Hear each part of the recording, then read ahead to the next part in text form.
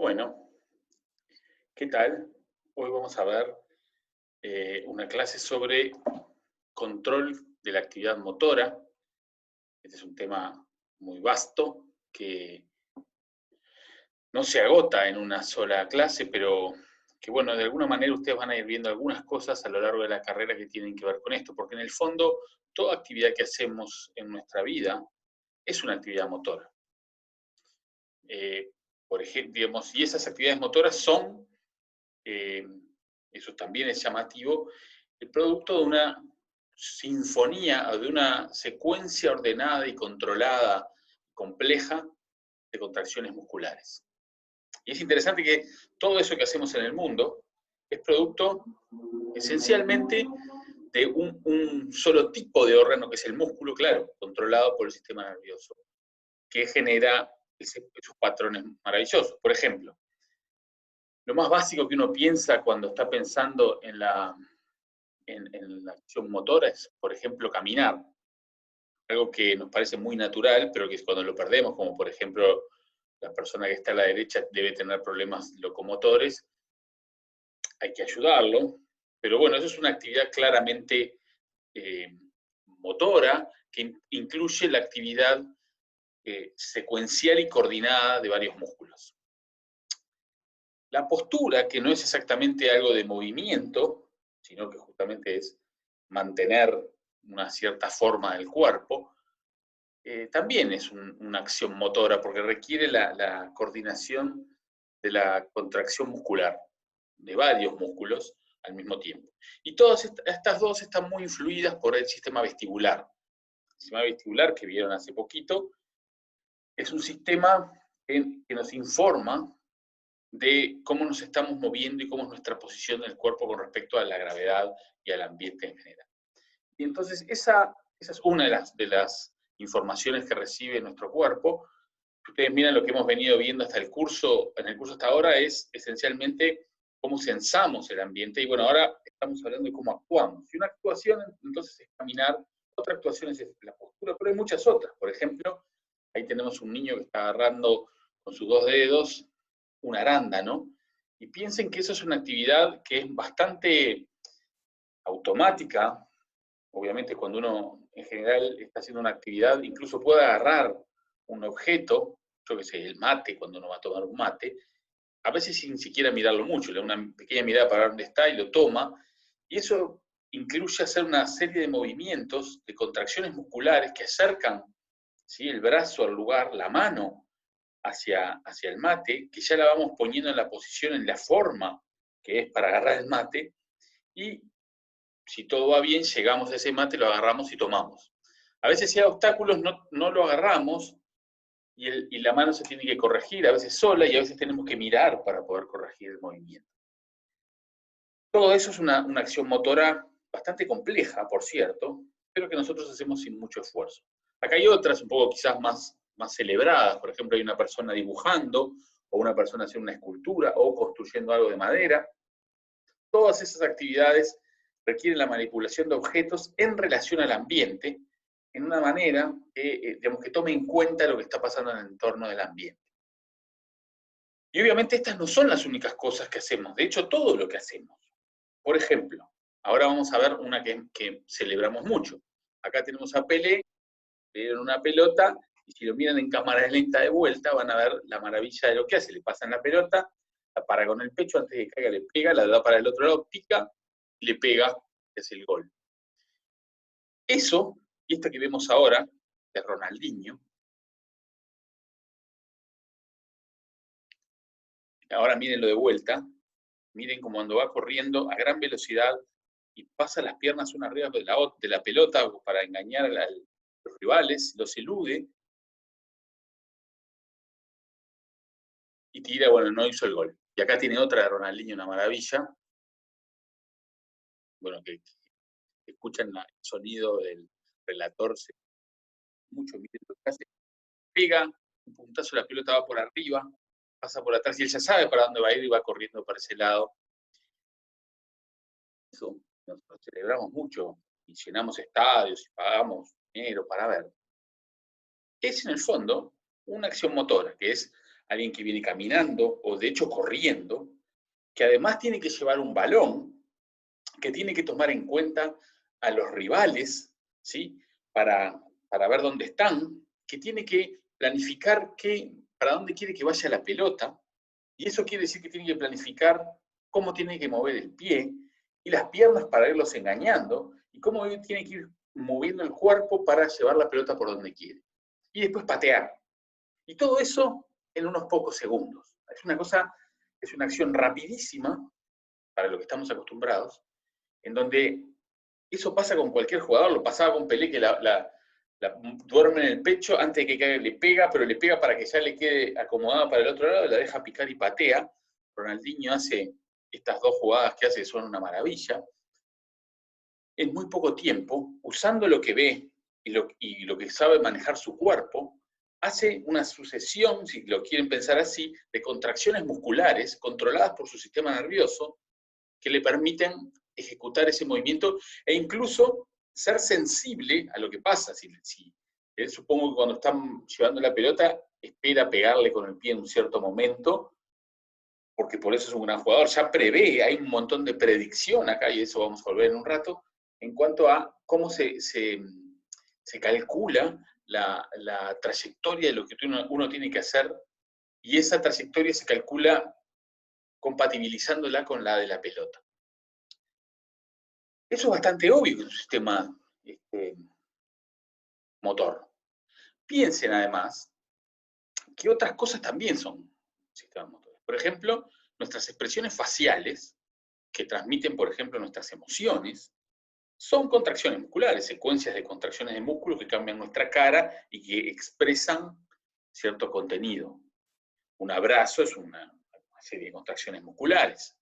Agarrar, construir, ya dijimos jugar al fútbol, podríamos poner la danza, por ejemplo, podríamos poner la ejecución de un instrumento musical. Esas son todas acciones motoras muy complejas donde tiene que haber secuencias muy ordenadas de contracciones musculares para que tengan lugar.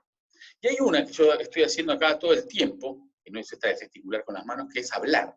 Hablar también es un acto motor que tiene, digámoslo así, tiene primero una secuencia muy compleja de contracciones musculares y tiene diversos niveles de jerarquía. Por ejemplo, uno puede hablar de los movimientos musculares, de la lengua, los labios y el resto de la boca, o puede hablar de la secuencia de sonidos que emite, o puede hablar del significado de lo que eso tiene, que también puede ser una secuencia. Vamos a ver un par de ejemplos. Acá hay una persona hablando. Si miran esa que parece como un quiz, es la lengua, y vean la cantidad de movimientos que realiza al mismo tiempo que los labios y que lo que se llama velo, el paladar y la glotis y también de los pulmones, eso secuencialmente y muy rápido para producir estos sonidos. Pero vean también, ahora tenemos otro ejemplo, en donde explícitamente la persona, acá está hablando, pero vean esto.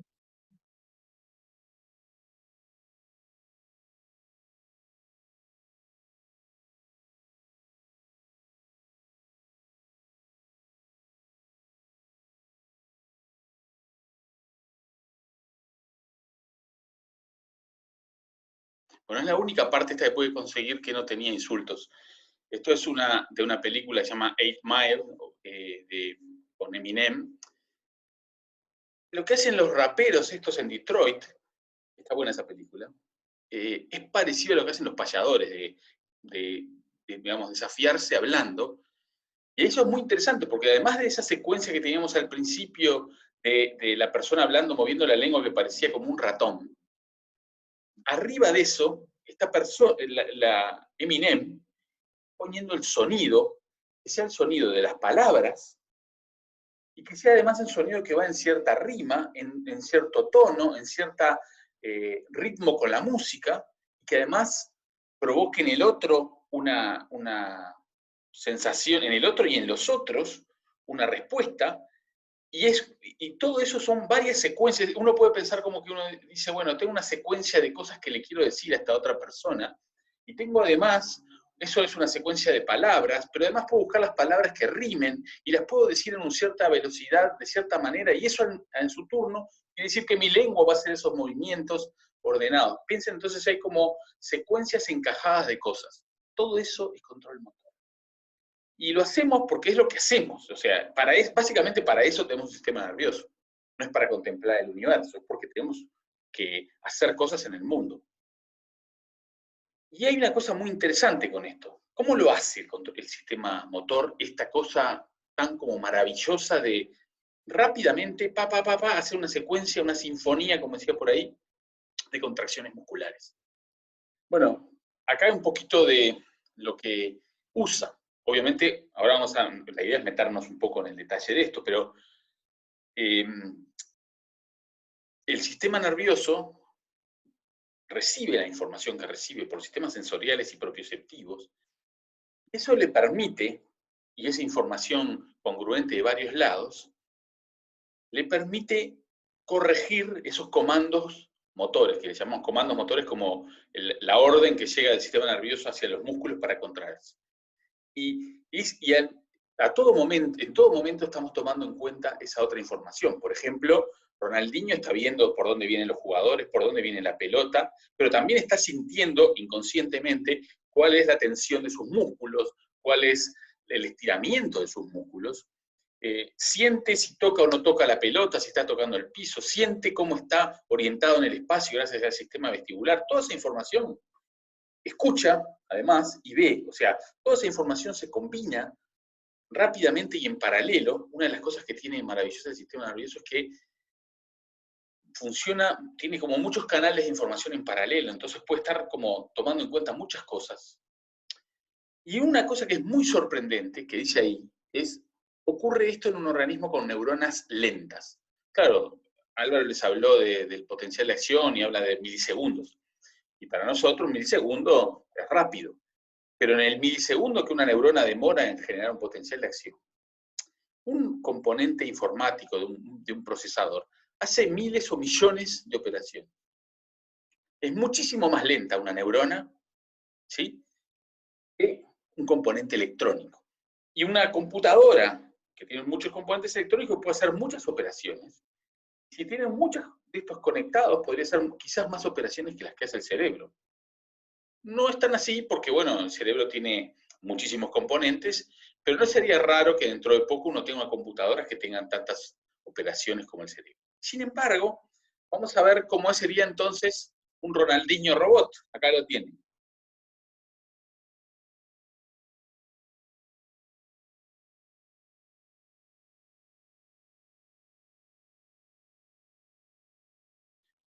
Este es el Ronaldinho robot.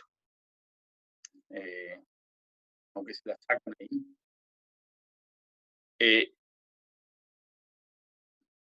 Yo cuando me hablan mucho de la inteligencia artificial y los robots les muestro estas cosas.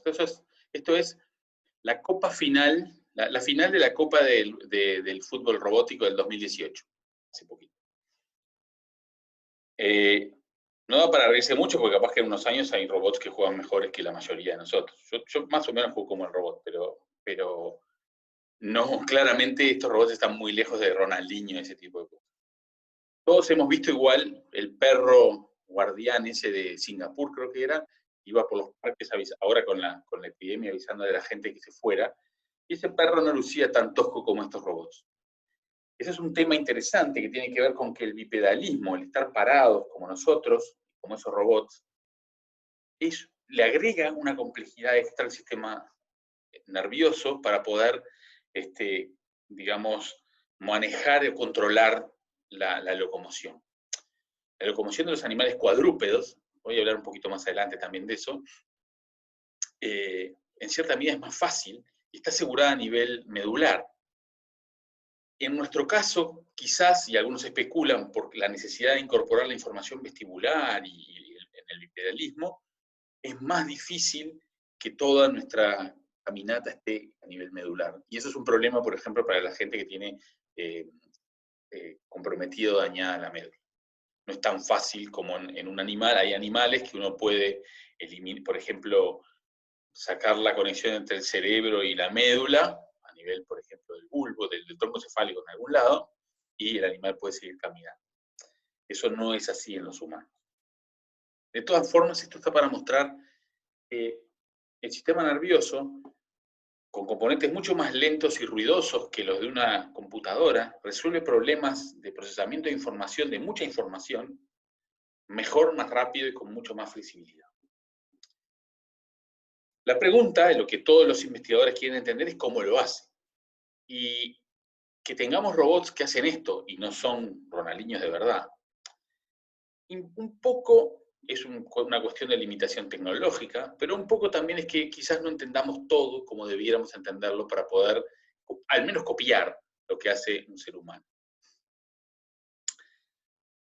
El secreto un poco del sistema nervioso es usar todos los sentidos, usar la propiocepción. Yo mencionaba recién la tensión o el estiramiento de los músculos, tratar de predecir el futuro. Es una idea que voy a hablar un poquito, pero no mucho en esta clase.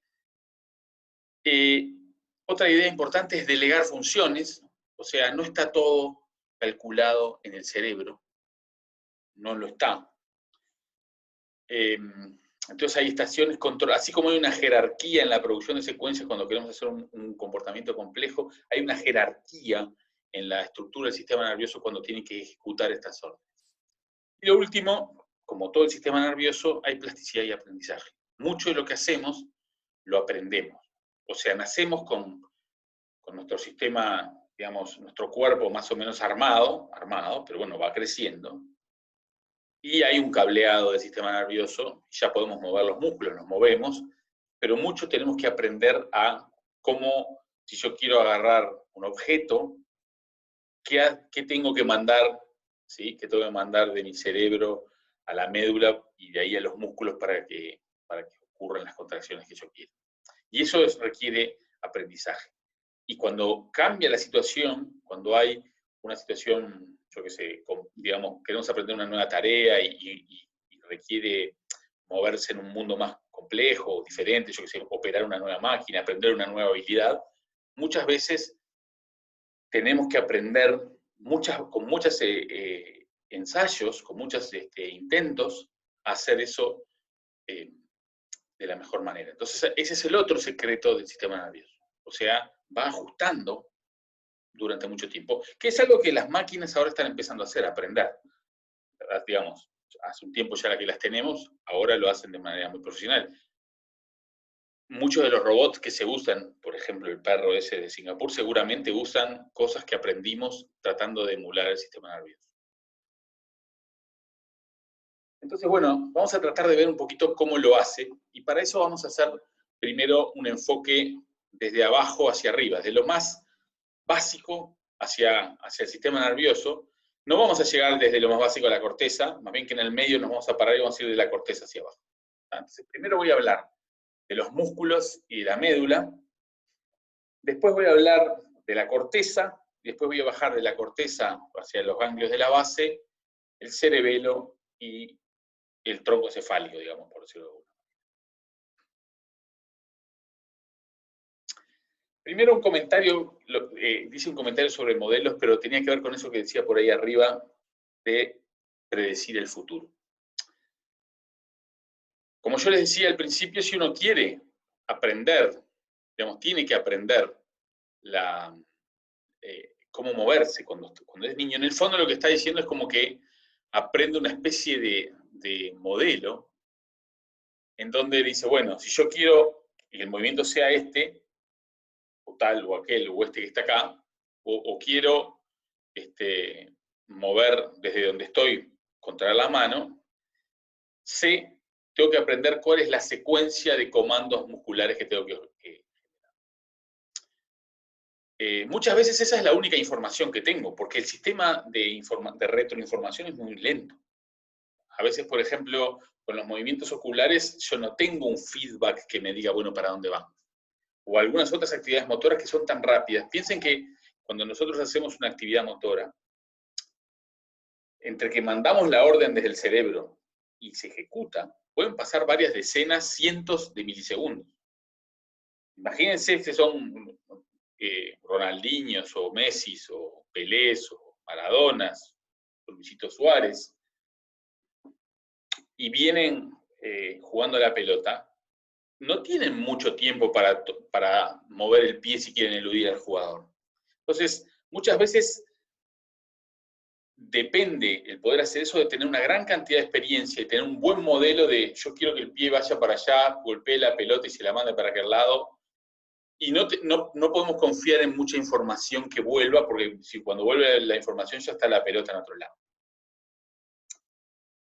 Por otro lado, muchas veces tenemos lo que se llama feedback o retroalimentación. O sea, yo quiero que el músculo, digamos, quiero levantar el brazo, entonces yo sé que tengo que acortar el músculo tanta distancia. Y por lo tanto hago el movimiento, y imagínense que tengo que levantar un peso que era más pesado de lo que yo imaginaba, no se está cortando lo suficiente, además está aumentando la tensión, bueno, esa información vuelve, yo mando una información de, che, contrate un poco más fuerte para poder levantar el peso. Entonces eso es lo que se llama feedback. El problema es que eso es lento, en general eso es muy lento. El sistema nervioso hace una cosa, quedó acá un poco bajo, pero te lo cuento igual, que es, cuando va a hacer un movimiento, no solo aprende esto de hacer movimiento, sino que además usa el propio comando motor como una forma, y eso lo va aprendiendo también en el tiempo, de predecir cómo va a sentir el sistema nervioso. Por ejemplo, si yo voy a agarrar el mate, como dije hoy, yo predigo, no es que yo prediga, digo, pensando conscientemente, es mi sistema nervioso ya predice que en cierto momento, y es un momento acotado, yo tengo que sentir primero que tengo que tener cierta ángulo, cierta nivel de flexión o de extensión según los músculos de las articulaciones. Y eso lo miden sensores que ahora vamos a ver en los músculos. También predigo que tengo que sentir al tacto en las yemas de mis dedos el mate.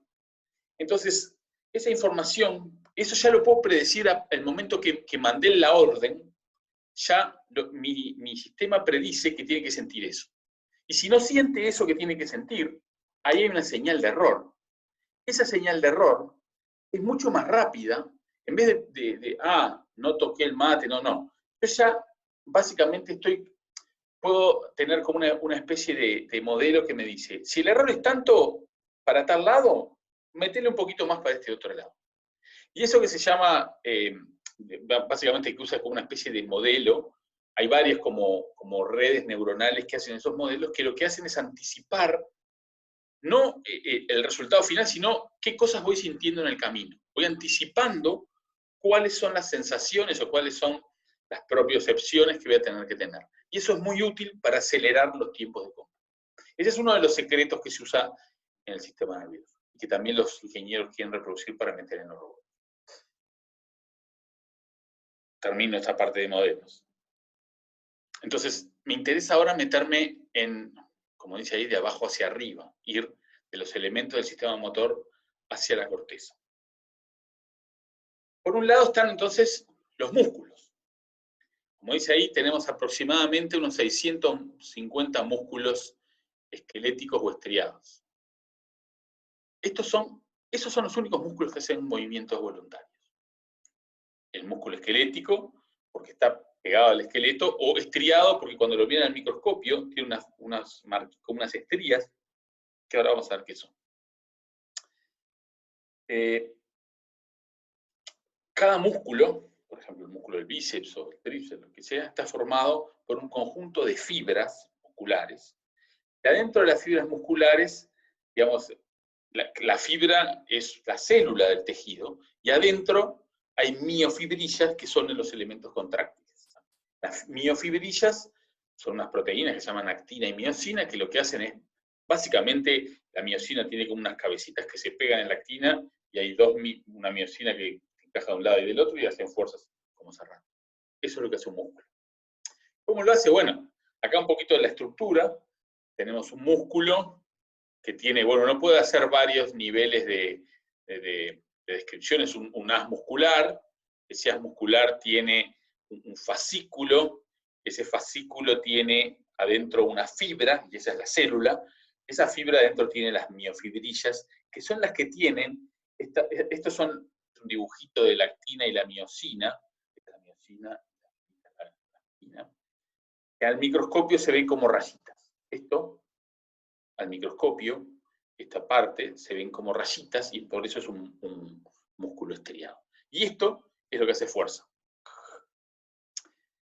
¿Cómo funciona esto? Rápidamente, no nos vamos a meter en los detalles. Cuando hay una neurona motora, se llama motora porque justamente manda una señal que es la salida, es la que genera la contracción muscular. La neurona motora, mielinizada, manda su axón hacia el músculo, que puede conectarse en varias fibras musculares, ahora vamos a ver un poquito de eso, y cuando se conecta con la fibra muscular hace una sinapsis neuromuscular, que es una de las sinapsis más estudiadas. Muchas de las cosas que sabemos de la sinapsis las aprendimos ahí. Esto es un poco la presinapsis. Acá están las vesículas presinápticas, ya habrán hablado con Álvaro de estas cosas. Acá están las crestas, esto es muy particular de la sinapsis neuromuscular, y acá están los receptores posinápticos. Son receptores de acetilcolina. La acetilcolina juega en varios lugares en el sistema nervioso, acá juega rápido, se pega y se abre un canal que entra sodio y sale potasio. Lo que pasa ahí es que también puede entrar, básicamente eso es lo que genera un potencial de placa que le llaman. Esta zona no es una zona excitable, pero alrededor de la sinapsis hay zonas excitables, y entonces, básicamente, acá lo que tienen es esta en línea punteada, es el potencial de placa, que es como el potencial postsináptico excitatorio. Y lo que se ve acá es que arriba de eso, en la membrana, aparece un potencial de acción. Este es un poco el receptor acetilcolina, no nos vamos a meter mucho en detalle. Acá hay un diagrama 3D para que tengan un poco de idea de cómo es esto. El sarcómero es la unidad que tiene las actina y miosina, ¿sí? Y por afuera tiene una cisterna, esto es el sarcolema, o sea, la membrana, y tiene unas cisternas, ¿sí? Entonces, lo que pasa es así, en la sinapsis neuromuscular, ahí hay un potencial que no es un potencial de acción, pero en la vecindad hay un potencial de acción que se propaga por el músculo, llega a esa cisterna, se mete, y ahí hace que entre calcio dentro de la célula. Cuando entra calcio, el calcio dentro de las células, en los citoplasmas nunca está como secuestrado. Cuando entra calcio, se empieza a liberar calcio interno, y el calcio es una señal que le dice a la actina y a la miosina, contráiganse. Y si hay energía, se contrae, y entonces va haciendo un ciclo de contracción, y eso es lo que hace la contracción muscular, la fuerza. Una cosa importante, no voy a decir más de cómo funciona el músculo, es muy interesante. Hay gente en Uruguay que ha estudiado mucho los detalles moleculares de esas cosas. Una cosa sí importante para nosotros es que una neurona motora puede inervar muchas fibras musculares, o pocas. Se llama, bueno, ahí no queda el título, pero se llama unidad motora a eso. La unidad motora es, como dice ahí, es la motoneurona y las fibras a las que esta motoneurona inerva. La cantidad de fibras, como dice ahí, que inerva cada motoneurona, depende de la precisión. Si yo tengo un músculo grande, si yo quiero que ese músculo se contraiga más o menos según distintos comandos, no puedo tener una motoneurona conectada a todo porque va a hacer que se contraiga todo. Yo quiero que se contraiga un poquito según, o más o menos según lo que tengo que hacer. Tengo que tener para cada fibra unas pocas motoneuronas. Digamos, una motoneurona para unas pocas fibras. Entonces, cuando tengo movimientos más finos, ¿sí?, tengo que tener más unidades motoras, y estas son a la vez más pequeñas. Movimientos gruesos, que simplemente contraigo, va, listo, tienen que tener unidades motoras más grandes y son menos por músculo. Y eso varía mucho en el cuerpo humano. Entonces, para los movimientos de las manos hay muchas unidades motoras. Para los movimientos de la pierna, quizás o de los movimientos del tronco, hay muchos menos unidades motoras. Para los movimientos de la cara hay muchas unidades motoras porque cada fibra puede contraerse independiente de las otras. Bien, y esto es lo último de lo que quiero hablar del músculo.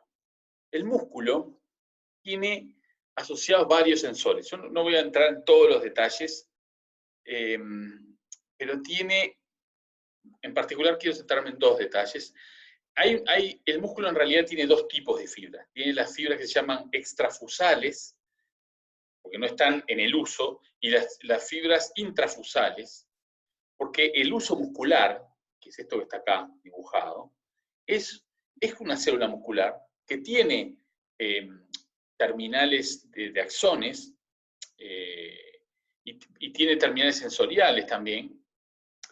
Lo que hace esto es que cuando también se contrae, es decir, hay lo que se llama las neuronas motoras gamma que contraen eso, pero eso no hace fuerza. La idea de eso no es nada de hacer fuerza. Eso está como metido en paralelo con el resto de las fibras. Están las dos, cuando se contrae el músculo, se achican las dos. Entonces, ¿qué pasa? Si ese músculo es tensionado, estas fibras son tensionadas y mandan una señal. Si el músculo está laxo, estas no mandan ninguna señal, pero claro, también hay la inervación esta amarilla que aparece acá, ¿sí? Que es la axón, como dice acá, axón motor gamma, lo que hace eso es contraer esa fibra, y cuando se contrae se vuelve más sensible al estiramiento.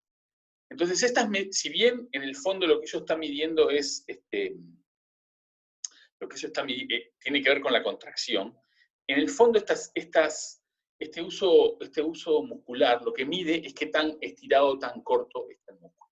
Y eso se puede regular la sensibilidad. Lo que hace el axón gamma es regular la sensibilidad de ese sistema.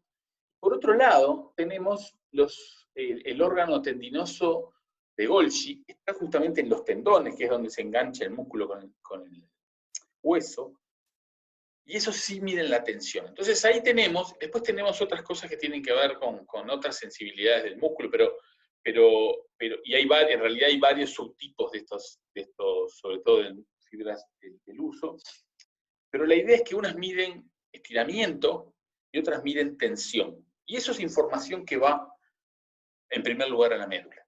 ¿Está bien? Y ahí ya hay un primer nivel de información que nos dice, bueno, en qué estado está el músculo, en qué estado de fuerza de contracción y qué longitud está teniendo el músculo. Y eso es muy importante. Esos son dos parámetros que sirven para esos modelos que yo les decía. Claro, entonces el músculo ya es el primer, además de ser el efector, la contracción, vean que además, yo no me metí en los detalles, creo que lo vimos un poco en la parte de reflejos, pero hay músculos flexores y hay músculos extensores con respecto a las articulaciones, ¿no? Flexor, extensor. ¿Ah? Cuando se habla a veces de flexión muscular, no lo hablemos así. Más bien la flexión es de la articulación y la extensión es de la articulación, y el músculo flexor es el que hace que pase esto, el extensor es el que pase esto. Y ambos músculos, y una cosa que es importante, los músculos solo se contraen. Se contrae o se deja de contraer, pero no se estira él solo. Lo estira, por ejemplo, al músculo flexor, lo estira el músculo extensor y él no se opone. A veces hay músculos que están ambos tensionados, ¿sí? Ambos contrayéndose. Bien, por acá la parte de músculo.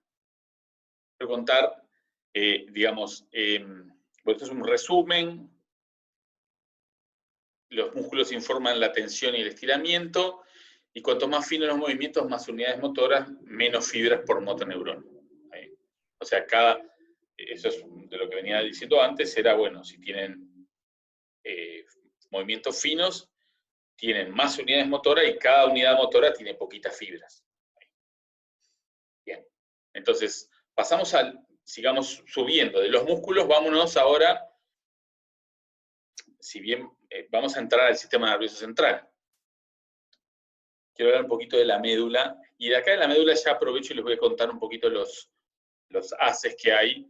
Después los menciono un poquito en algunas actividades concretas del sistema motor, pero está bueno tener este panorama general.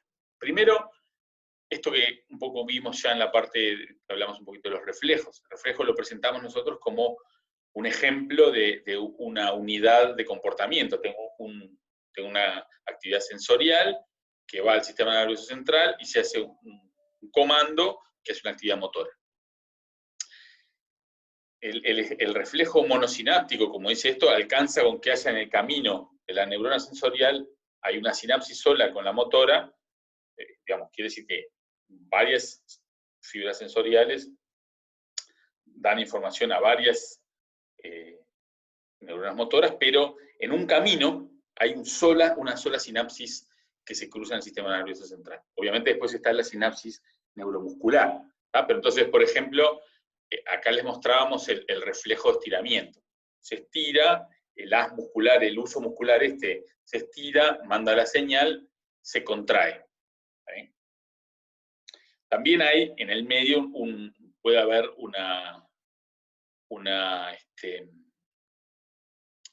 hay neuronas inhibitores que inhiben el músculo antagonista. Y después están los reflejos polisinápticos, que bueno, no voy a entrar en los detalles, pero básicamente es como una versión más compleja de esto. Lo que quiero decir es esto. Estos reflejos no están ahí para que vayan al médico y les peguen con el martillito. Estos reflejos tienen que ver con el control postural y con el movimiento. En sí mismos ya son pequeños circuitos que hacen actividades interesantes. Una cosa que empieza a aparecer acá, y que yo lo anticipé un poquito cuando les hablaba de la locomoción, es que la propia médula es ya en sí misma una pequeña máquina, una pequeña computadora, un pequeño lugar en donde se empiezan a generar, digamos, procesamiento de información. Acá se procesa información sensorial y dice, bueno, no,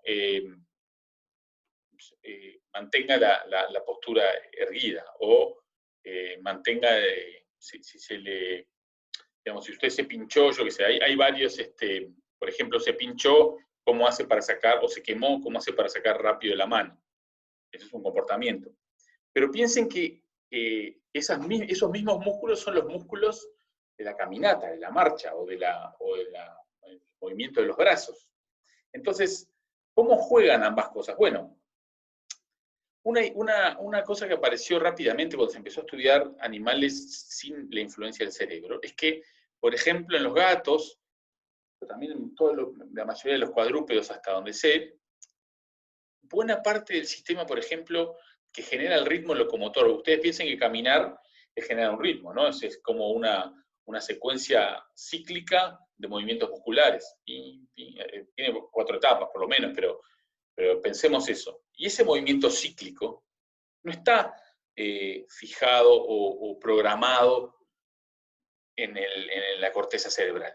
Sería muy lento. Imagínense si yo tengo que decir, ahora contraiga el músculo, yo qué sé, ahora contraiga el músculo de la pierna, el cuádriceps. Ahora contraiga el aductor, yo qué sé. Ese tipo de secuencia de movimientos es una secuencia que es bastante estereotipada y que en cierta medida está, en los humanos es más complejo, ahora les comento por qué, pero en cierta medida está como delegada hacia la médula.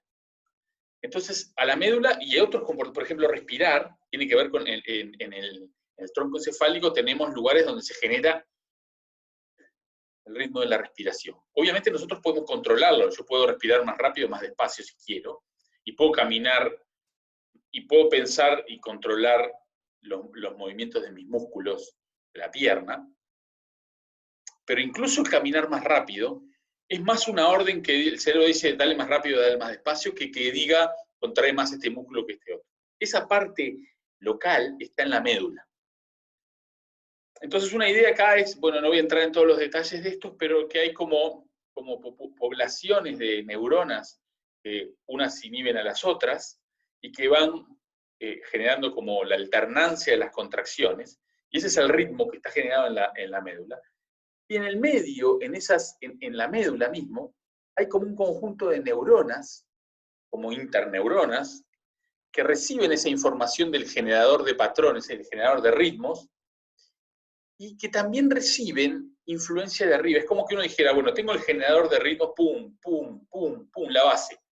Esa base es pasada a una red neuronal y viene información de arriba que dice, bueno, ahora hacémela un poquito más rápido, un poquito más despacio, hace más fuerza porque estamos subiendo la montaña, yo qué sé, cosas por el estilo, aunque hay mucha información de feedback acá, de propioceptiva y de los receptores táctiles.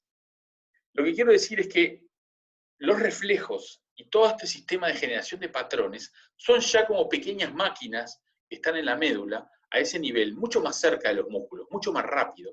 Y eso es parte de lo que permite una respuesta rápida. Lo que dice el cerebro a eso no es contraiga este músculo, es hacerlo más rápido, camina más rápido. Es como que abstrae a un cierto nivel. Y eso es parte de las jerarquías de las que venía a hablar.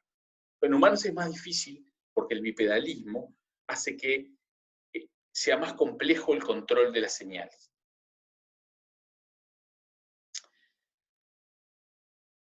Les decía, quiero hacer un parate en algún momento con este video, para que no sea muy largo, y voy a hablar primero de lo otro que es importante en la médula. La médula tiene estos centros y tiene los lugares donde están los reflejos y tiene estos centros de generación de comportamientos medio cíclicos, pero también tiene en la sustancia blanca de la médula los haces que conducen la información que viene de otros lugares, que viene de, bueno, puede venir de la protuberancia, del bulbo, puede venir en última instancia o del cerebelo o de la corteza, o bueno, del sistema vestibular.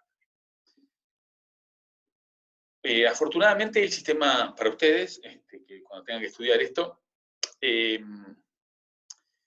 está bastante ordenada, el cableado de la médula es bastante ordenado en cierta medida, lo cual no tiene por qué ser así, la evolución no es un ingeniero ordenado, pero bueno, esto funciona bastante bien. Entonces básicamente tenemos dos grandes grupos de fibras que controlan el movimiento. Una es, y estas van por la médula, por la parte de la sustancia blanca. Una son las fibras del grupo lateral, que tienen que ver con el control de los movimientos independientes.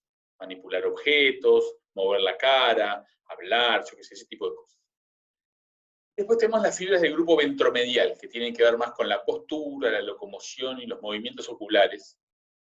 Básicamente la idea es que lateral es que va por los costados de la médula y ventromedial que va por el medio. Y la idea es que es ordenado porque en cierta medida, cuando yo mando hacia abajo, estoy mandando, bueno, para que piensen en caminar, un poquito eso les da una idea de qué son las cosas que están, qué son las cosas que están controladas por uno y otro. Dentro de las fibras del grupo lateral tenemos el fascículo córtico espinal lateral. Vean, el nombre ya les dice lo que es. Va de la corteza a la espina, es la médula, y es lateral, va por el costado. Es un haz de fibras que va por el costado. Ahora vamos a ver lo que pasa. Esas fibras, básicamente, ustedes saben, ahora les voy a comentar cuando hablemos del control motor, pero saben que nuestro hemisferio izquierdo controla los movimientos finos del hemicuerpo derecho. Hemi con H, cuerpo derecho y hemicuerpo izquierdo. Entonces el hemisferio derecho controla el hemicuerpo izquierdo y el izquierdo el derecho, en lo que tiene que ver con los movimientos independientes. Entonces muchas de estas fibras empiezan en un lado y van para el otro. Se cruzan, o como se dice técnicamente, decusan. Decusan es se cruzan, es lo mismo. Cruzan para el otro lado. Ahora vamos a ver las fibras del grupo ventromedial, que tienen que ver más con la postura, la locomoción, los movimientos oculares, son en estos cuatro haces. Sí, esto no es un tiro. El fascículo vestíbulo espinal, ¿sí? Que como dice el nombre, va del sistema vestibular a la médula. El fascículo tectoespinal, bueno, esto es el tectum, tiene que ver con los colículos, con los movimientos oculares a la médula. Fíjense que el primero, el vestíbulo espinal, tiene que ver con el sistema vestibular, tiene que ver con el equilibrio y la postura. Esto nos va a controlar lo que tiene que ver con la postura. El tectoespinal tiene que ver con los movimientos oculares, entonces se coordina los movimientos oculares con el movimiento corporal. Después tenemos el fascículo retículo espinal lateral y medial. En realidad son las fibras que vienen de la formación reticular, que es una estructura de núcleos que están entre la protuberancia y el bulbo. Después tenemos el fascículo córtico espinal, pero ventral. A ver si acá están los esquemas de cada uno. Bueno, espero que esto se vea. A ver si esto se puede correr. Sí. Acá tenemos las fibras del grupo lateral, en un esquemita. Esto es lo mismo que ustedes tienen en el Carson, pero a color. Así que Espero que lo vean bien. Está en inglés, pero los nombres son bastante... Ahora les cuento, la única diferencia es, bueno, midbrain es el cerebro medio, pons es la protuberancia, y en inglés se llaman medula, si lo ven por ahí, al bulbo. Igual, bueno, con eso ya saben. Acá están distintos haces. El azul no lo miren. Está puesto ahí porque tiene que ver con los, digamos, es para contrastar sobre todo. Hay los haces que salen de la corteza, ¿sí? Hay una serie de haces que van al cerebro medio, que son estos rojos, ¿sí? Y que van después, también decusan, y van, es lo que se llama el tracto, esto es lo que se llama el núcleo rojo del cerebro medio. Estos haces decusan a nivel de la protuberancia y van por el grupo lateral, ¿sí? Y bueno, van a controlar los movimientos de los brazos. Después tenemos el haz que es el córtico vulvar, porque claro, yo tengo que controlar todos los movimientos de los músculos de la cara. Entonces, no voy a bajar hasta la médula, simplemente voy hasta el bulbo, y en los núcleos como dicen, los núcleos de varios de los pares craneanos, son inervados por este haz que viene de la corteza cerebral y es el córtico vulvar. El celestito acá, ven que también el verde, el córtico vulvar, también decusa, ¿sí? Va hacia el otro lado. Y el otro, el que tiene que ver con las manos y los dedos, el celestito, ¿sí? Ese es el haz o el fascículo córtico-espinal lateral. Y ese decusa, ese se va, sale de por acá,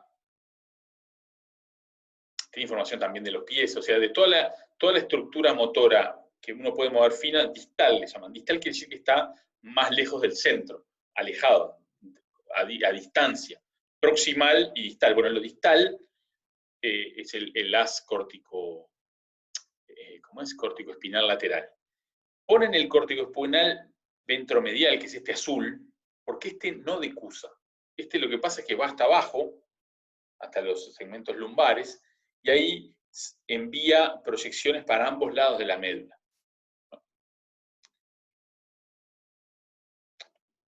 Por otro lado, a ver, porque me estuve tocando, perdón, acá, ahí va. Las fibras del grupo ventromedial, como dice ahí, bueno, acá está el grupo, el haz, que es el tecto espinal, sale del colículo superior, de por ahí, y como ven, estos haces en general no decusan, o sea, tienen que ver con la postura, tienen que ver con la postura, tienen que ver con el control de alguna manera el control coordinado del cuerpo.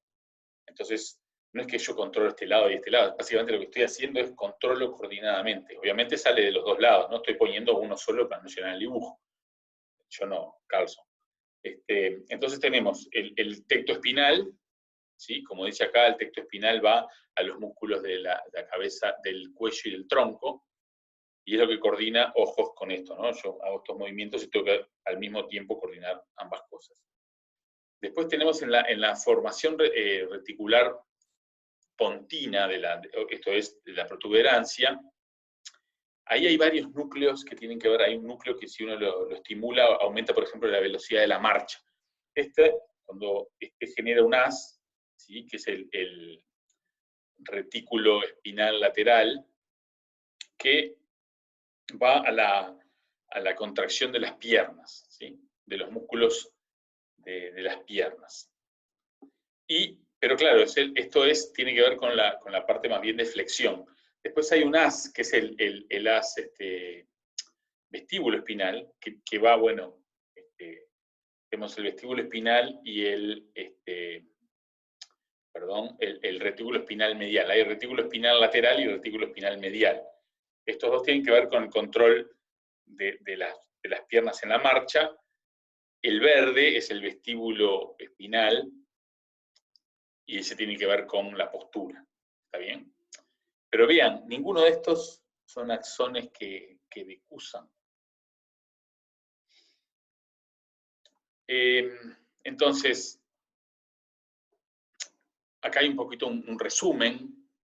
Dice, tenemos las vías del grupo lateral, el fascículo córtico-espinal lateral, tiene su origen en la región de la corteza motora que controla los dedos, las manos y los brazos, termina en la médula espinal, controla dedos, manos y brazos, y tiene que ver con, bueno, agarrar objetos y manipularlos. Es interesante que muchas de las fibras que tienen que ver con el control de la marcha, más bien terminan en esas interneuronas que yo les comentaba, no directamente en las neuronas motoras. Sin embargo, en muchos de estos casos, sobre todo en las manos, por ejemplo, lo de las manos, llegan a las cervicales, el haz corticoespinal lateral, esa rama llega a las cervicales, y de ahí hace contacto con, muchas veces, con motoneuronas que directamente inervan los músculos. Porque claro, de alguna manera permite un control fino, digamos, ahí sí el comando parece ser, mueve este músculo que parece venir de la corteza directamente. Mientras que en el caso de la locomoción, nosotros tenemos que tener, digamos, toda la parte de la marcha está descentralizada y lo único que dice el cerebro es movete más o movete menos. El fascículo rubroespinal, como dice ahí, sale del núcleo rojo, ese vamos a comentar un poquito después de eso, termina en la médula espinal, tiene que ver con la parte de las manos, no los dedos, la parte inferior de las extremidades y los pies, y parte inferior de las extremidades inferiores. O sea, es como el antebrazo, la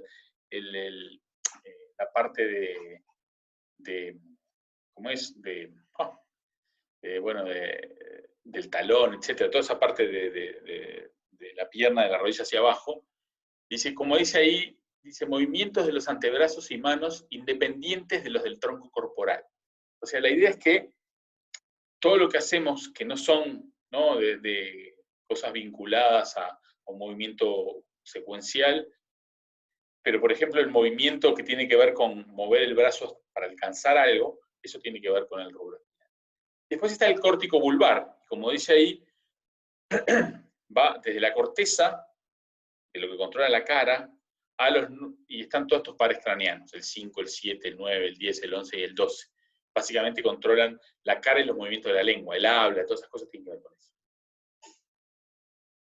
En tanto, el grupo ventromedial, como dice ahí, tiene estos 5 fascículos. El vestíbulo espinal va desde los núcleos vestibulares hasta la médula espinal y tiene que ver con el tronco y el control de las piernas.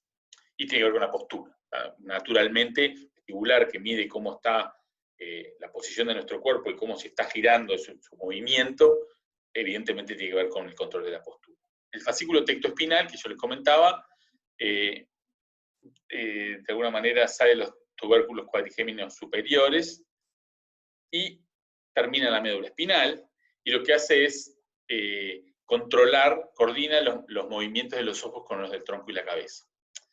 El fascículo reticuloespinal lateral, que va de la formación reticular vulvar por la médula, tiene que ver con músculos flexores de las piernas en el andar. El medial tiene que ver con los músculos extensores de las piernas con el andar, y el corticoespinal ventral lo que hace es, de alguna manera, toda la parte de los movimientos de las extremidades en la locomoción y en la postura. ¿Está bien?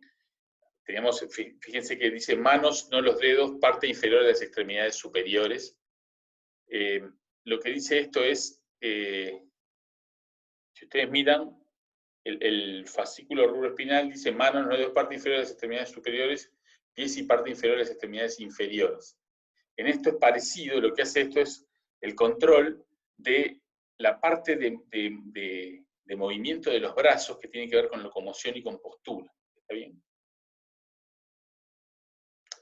Bien, por acá voy a parar este video para que después en el próximo video, siguiendo con las mismas diapos, vamos ahora a ir hacia la corteza. Ya más o menos sabemos qué hay en la médula, más o menos sabemos qué hay en los músculos, y ahora vamos a ver cómo la corteza manda sus señales, y después vamos a ver que hay otras cosas ya lo vemos porque está la formación reticular, hay muchos relés en la formación reticular, con lo cual quiere decir que ahí pasa algo. Sabemos que viene información del cerebelo también, que pasa algo, va al núcleo rojo en particular, y bueno, algunos otros más. Y bueno, sabemos entonces que hay información que va de la corteza y hay otras estructuras que tienen que ver con el control de la corteza, si se quiere, que son lo que se llaman ganglios de la base. Todo eso lo vamos a ver en 2 videos. Vamos a hacer un video sobre el control cortical de la actividad motora y después vamos a hacer un video sobre todo lo subcortical. ¿Está bien? Bueno, paramos por acá ahora.